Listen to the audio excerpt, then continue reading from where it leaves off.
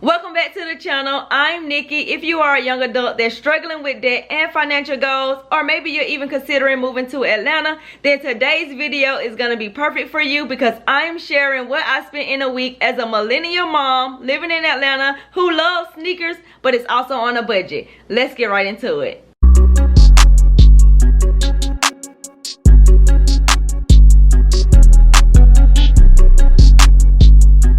So for those that are new over here, my name is Nikki, and on my channel I share lifestyle and sneaker content. So let's get into what I actually spent in a week. So I am using Notion just to read off this information to you guys, but I also have a budgeting workbook that also keeps me organized with my finances. Let me just go ahead and show you that now.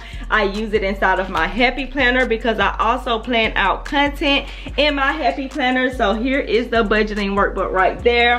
And this is where I actually list out my expenses and categorize them and everything like that. So if you are interested in my budgeting workbook just to get organized with your finances, to see where your money is going, to budget out your paychecks, then I will leave it down below in the description box. Also, if you want to see what I actually spent in a week at the beginning of April, I will leave the link to that video down below as well. But my first purchase of this week was some food, y'all. Y'all know I like to eat. I was at work. I went to lunch at Publix. Got me a salad. I always get the chicken tender salad. This time I got a whole one instead of a half one. Normally I would go with the half, but this time I went with the whole one because it was currently on sale. So I got that and I paid $9 for that. Then also I signed my son up for summer camp at the daycare by my job. Now I wish I would have done a little bit more research with looking for other summer camps. He's currently at the school program that also offers summer camps, and I didn't realize that until I actually asked the lady, and she told me that they only have 15 spots available. So I have to be like one of the first ones to be available to get one of those spots, and that way I will pay the same exact fee that I'm paying right now currently with his aftercare fee, which is $60 a week, y'all. Now the aftercare or the summer camp program by my job is $250 a week, so it's very expensive, but I was willing to pay this amount to be like closer to my son so I don't have to rush off of work to try to get him and things like that. But however, if I'm able to get one of those 15 spots from the place that he's currently at now and pay $60 a week, then I'll definitely do that. But right now I signed him up by my job and that was $75. The next thing I purchased was for my son. When he went back to school after spring break, his class went on a field trip, and that field trip costed me $15, y'all. So that was one of my purchases this week as well. Also, what came out of my account was the Audible subscription fee, and that was $15.99. I just recently signed back up for Audible because I really love listening to books. I don't really have the time to just sit down and read a book. I like listening to Audibles when I'm out on my route. I can just have one of my headsets in, and I can just listen to the story in my ear while I'm still working, so that just works out best for me. The next thing I purchased were some Wendy's. So this was on April 10th. I purchased Wendy's for $7.61, and you won't believe what I actually purchased, y'all. It just was a baked potato and a strawberry lemonade, and it came up to $7.61. I should have just went for the $5 biggie bag, trying to be different, trying to get something different, and got a potato with the cheese and bacon on it, and it cost me $7.61.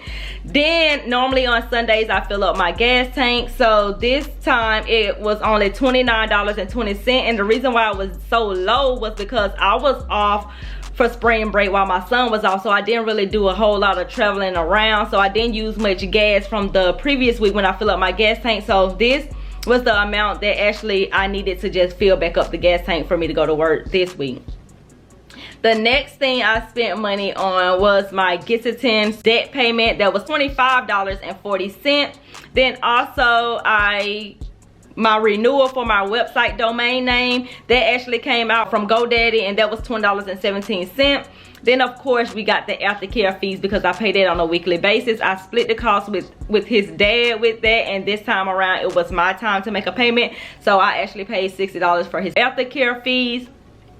Then also the Google storage fee came out. That was $1.99 because my Gmail, girl, it is just the emails are just emailing. You hear me? Like, my emails are full, so I had to pay for Google storage in order for me to continue on being able to get some emails. I really do need to go through my emails. I need to try to do that at least quarterly. Go through all of the emails, delete some emails and stuff like that. I'm the type of person, I just open up what's important and everything else just stays over there. So I really need to go through my emails and to delete some stuff, so that way I can at least get rid of that $1.99 and actually be able to save that, even though it's just $2, but those $2 add up when you times that by however many years that I've been having that.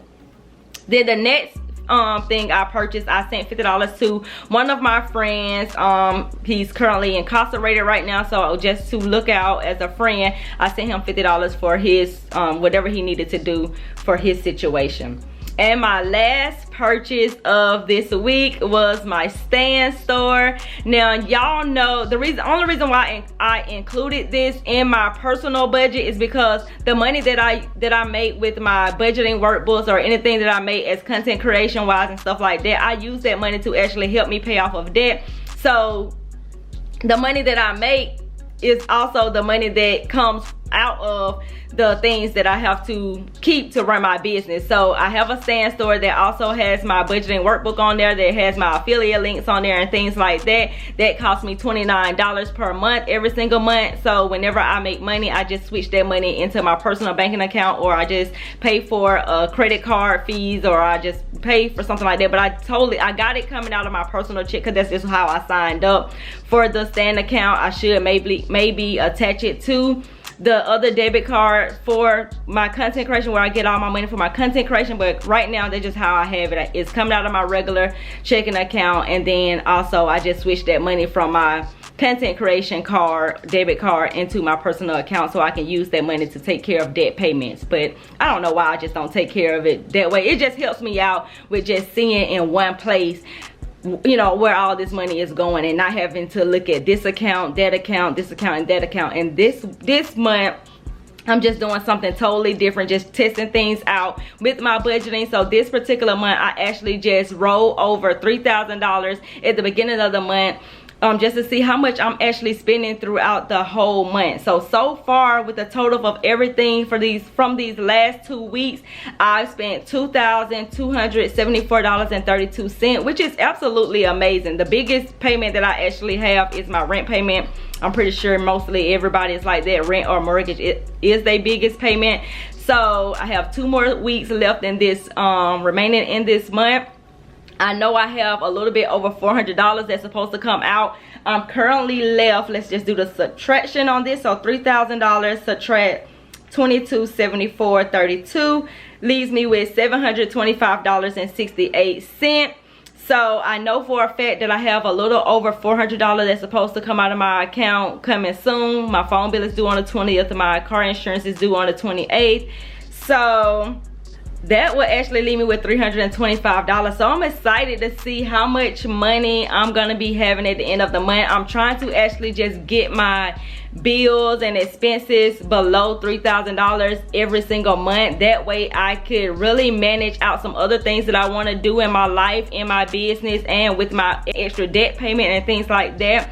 But yep, I just wanted to come over here and just share with you guys how much I actually spent in a week as a millennial living in Atlanta, who's a mom who loves sneakers, but it's also on a budget. Now, you definitely want to tune in to next week's video, because I bought some shoes, y'all. I'm gonna go ahead and spill the beans. I bought some shoes, so next week's budget, you're gonna see some sneakers actually coming out of the budget. So yeah, that's all for today's video. Like I said before, I will leave a link down below to the budgeting workbook, and also to that previous video on what I spent in the week last week, so you can watch that. And I will catch you guys in the next video.